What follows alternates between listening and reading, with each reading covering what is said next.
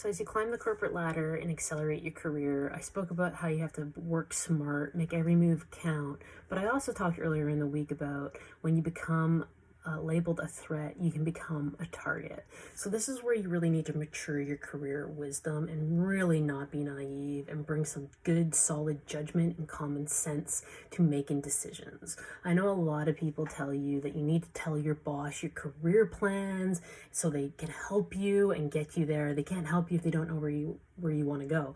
While this is true, you need to not be naive here. I know many cases where bosses have pigeonholed their team and have taken promotions away from them because they actually know their employees' career plans. What if your career plan is to replace your boss? What if your career plan is to go much higher than that and you're really good in the department you're in and they don't want to lose you?